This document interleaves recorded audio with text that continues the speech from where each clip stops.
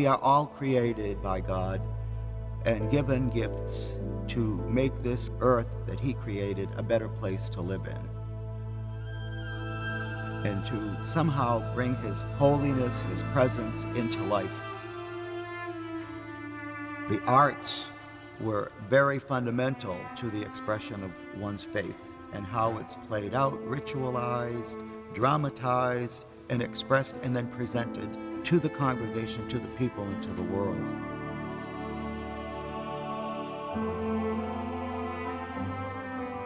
I'm an artist, I'm a musician, and that creative gift and skill, I've coupled those two, art and music, together as a way to express what I believe in the context of my Christian faith.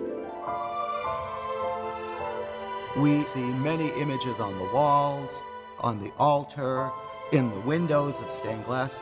They reflect the images of the people we love. You probably have pictures of your parents, your grandparents, your children, your grandchildren, your wife, all around you, just so you remember. An image helps us remember the visual form of God's created beings. Sometimes when you're looking at pictures in your home, you put on the radio, you have a special melody or a special song or tune that conjures up the past, brings you back there, and transports you. You see, that's what it is. Music transports in the same way art does. And when they merge and blend together, our family is with us. The saints of the church are not bone and flesh like we are today, right, but they were once, and their image is there for us to remember them.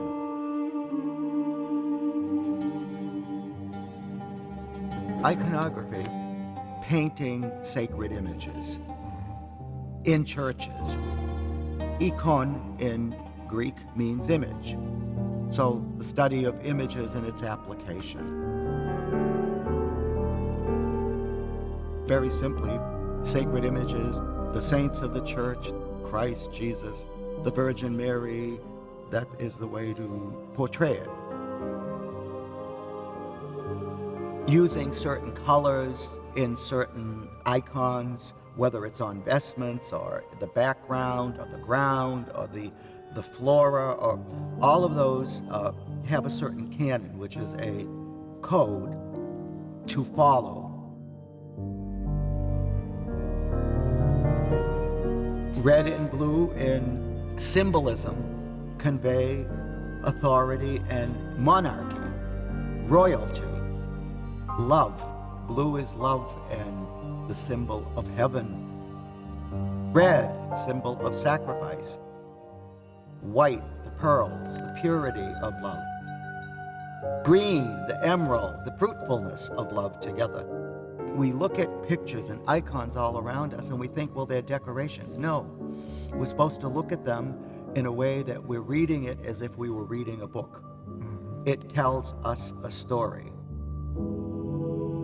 This sacred space and sanctuary is dressed and attired in golds and reds and blues and images and symbols and forms, all to blend together to create the symphony of our faith, God's presence.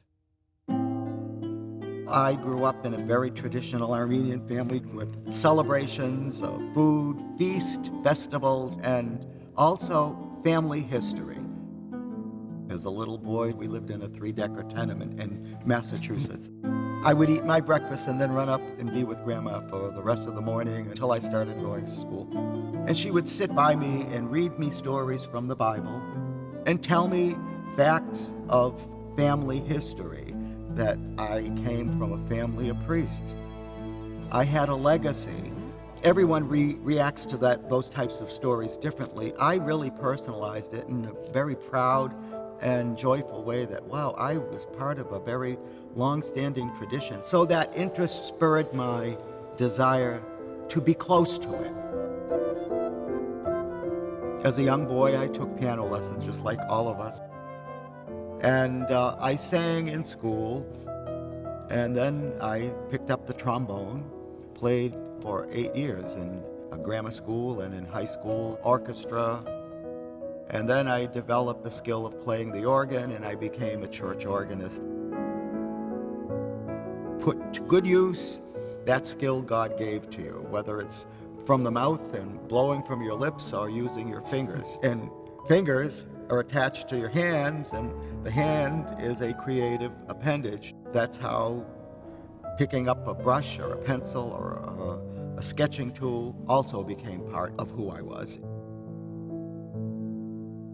Do you see colors in music? Absolutely. You do. Listen to the 1812 Overture. Think of all these colors with the cannons exploding and all that musical expression, and the colors that I see are purples and browns and blacks. And then when the smoke clears, the whites, the rays of light, a palette acts in that way, it functions that way. And then you mix it all together, and that's what you do. Isn't there something in a musical production called a mixer? Yes. Okay, you have your mixer, I have my mixer.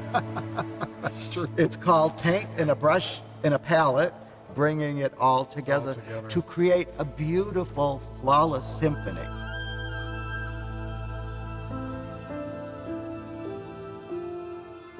You're not only a painter, but you've done the design work for iconography. The cathedral doors. In New York bronze City. doors, right. And that was like a 9-year project of picking the appropriate theme in the story, looking in our treasury of icons and sculpted pieces of art, and putting it all together to tell the story of the conversion of a pagan nation to Christianity in the year 301 AD. So it's the baptism of King Dirthad.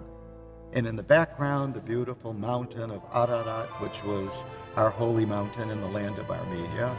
And the whole story comes together. You've shared with us a number of paintings. I was particularly interested in your depiction of Jesus Christ.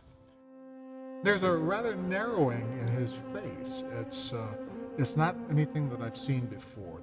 Is that just an arbitrary thing on your part? Or No, because you're capturing the essence of a person's character and physiognomy, the structure of his body.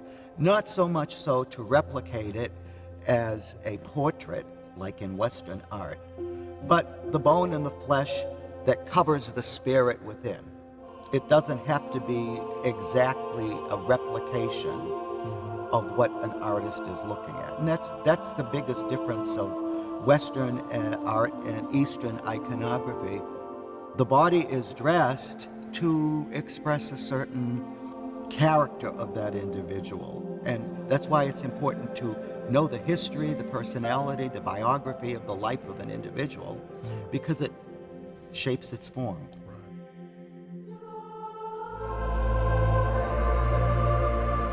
Before I paint, I get the biography, the detail, and then you just kind of sit and ask God to fill you with every skill possible to be able to create a beautiful piece for His glory.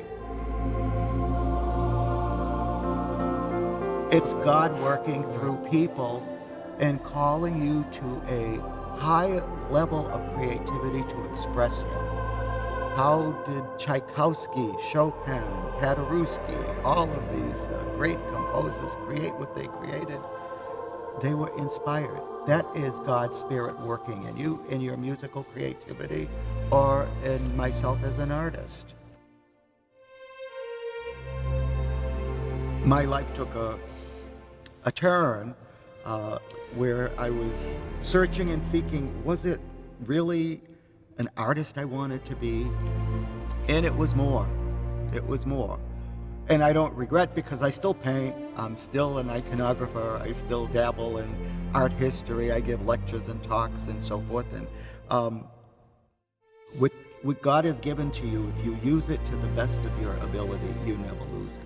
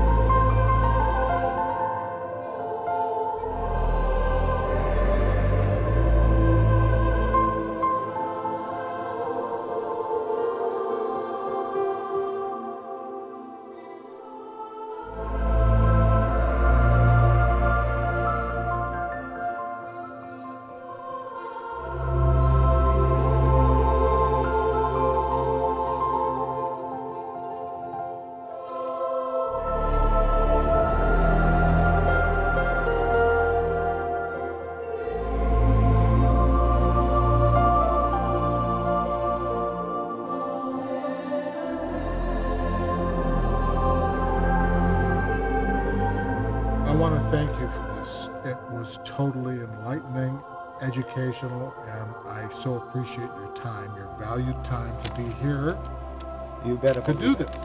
You're my brother.